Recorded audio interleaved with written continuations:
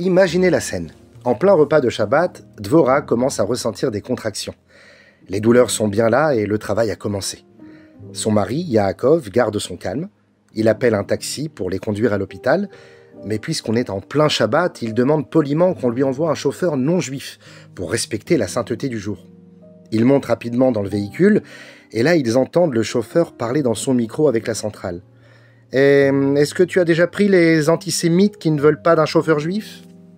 Une phrase, une pique, et tout est dit. Même quand on agit avec foi, avec respect, avec principe, on est quand même accusé de racisme. La haine gratuite surgit de nulle part. Dans notre paracha de Béalotra, on trouve deux versets très particuliers. Vayehi bin Tsoa ha'aron. Lorsque l'arche sainte partait, Moshe Rabbeinu disait « Lève-toi, ô Éternel, que tes ennemis se dispersent. » Et quand l'arche s'arrêtait, il disait « Reviens, Éternel, parmi les myriades d'Israël. » Ces versets sont si uniques que les Chachamim disent qu'ils forment un livre à part entière. Oui, littéralement. Selon Rabbi Yehuda Hanassi, au lieu de 5 livres de la Torah, il y en aurait en fait 7. Mais surtout, ces versets parlent d'un phénomène spirituel. Quand l'arche part, Moshe Rabbeinu prie pour que les ennemis d'Hachem fuient. Mais alors, pourquoi parler seulement des ennemis de Dieu? Ce sont nos ennemis, avant tout. Rachi tranche sans détour. Ceux qui haïssent Israël haïssent en réalité Dieu lui-même. Mais est-ce bien vrai? Peut-être que nos ennemis nous détestent simplement pour des raisons politiques, militaires ou culturelles. Et pourtant. Le rabbi de Lubavitch, dans son Likutei Sichot, volume 23, explique que ces versets ont été placés comme une coupure entre 2 épisodes de rébellion dans le désert. Ce n'était pas une bonne période pour Israël. Spirituellement, le peuple juif n'était pas au top de sa forme. Et pourtant, malgré cela, Moshe Rabbeinu dit à Hachem, « Ce n'est pas pour nous que tu dois intervenir et nous protéger, mais pour toi-même. Parce qu'au fond, ils ne nous haïssent pas pour ce que l'on est, ils nous haïssent pour ce qu'on représente. » Aujourd'hui encore, rien n'a changé. Ils nous ont haïs quand on était pauvre, ils nous ont haïs quand on est devenu riche. Ils nous ont accusés d'être partout, puis nulle part.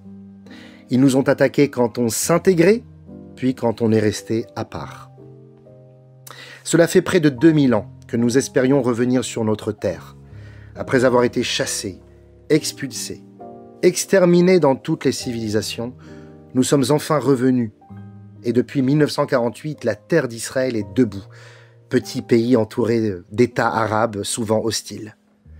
Mais même ce petit bout de terre qu'on a reconstruit avec amour, on veut encore nous l'arracher. On nous accuse de colonialiser notre propre maison.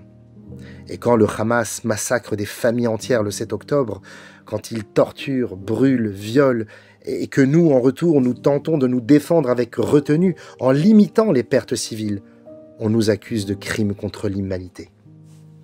Et là, la phrase de Moshe Rabbeinu prend tout son sens. Kuma Hashem veyafutsu oivecha. Ce ne sont pas nos ennemis, Hashem, ce sont les tiens. Ils nous haïssent parce qu'on te représente. La Gemara raconte une parabole étonnante. 2 hommes ont chacun un champ. L'un a une colline, une sorte de tas de pierres qui le gêne. L'autre a une vallée, un creux. Celui qui a la vallée se dit « Oh, si seulement je pouvais combler ce vide avec de la terre !» Et celui avec la colline se dit « Si seulement je pouvais me débarrasser de cette bosse !» Finalement, ils se rencontrent et l'un dit à l'autre « S'il te plaît, vends-moi ta colline. » Et l'autre de lui répondre « Te la vendre? Mais non, prends-la gratuitement et bon débarras. » La Gemara nous dit que ces 2 hommes font référence à Achashverosh et à Haman.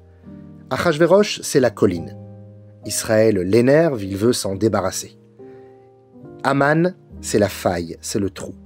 Israël lui rappelle un vide intérieur, une vérité qui le dérange. Il ne supporte pas Mordechai, il ne supporte pas la morale. Il veut effacer la lumière pour ne plus avoir à regarder son propre vide.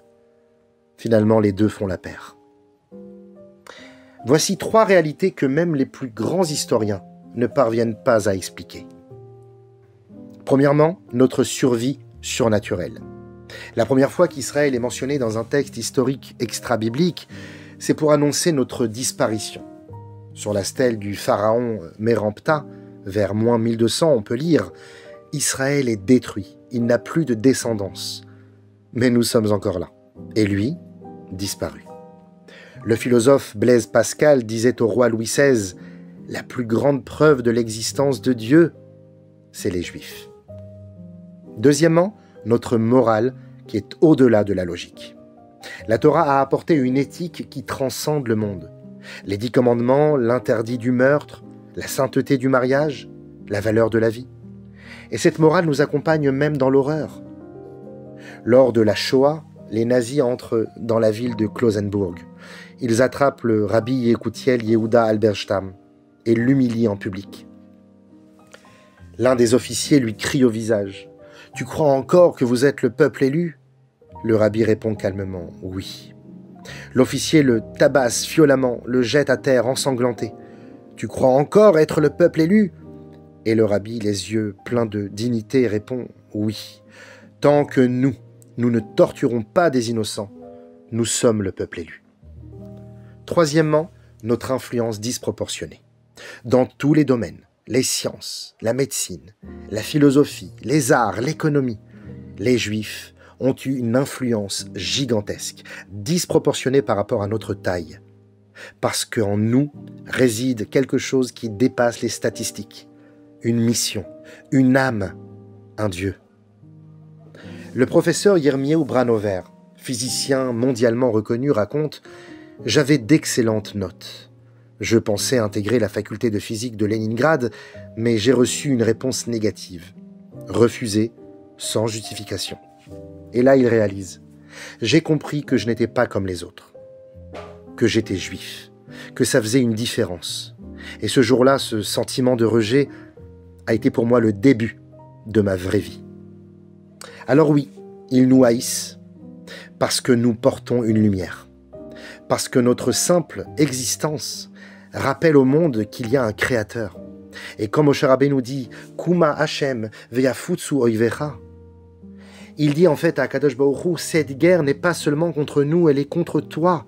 Alors agis pour toi, pour ton nom, pour que ta lumière continue de briller. Et nous, de notre côté, à notre niveau, faisons briller cette lumière. Car la meilleure preuve que tu es grand, c'est quand ceux qui ne croient en rien cherchent à t'éteindre.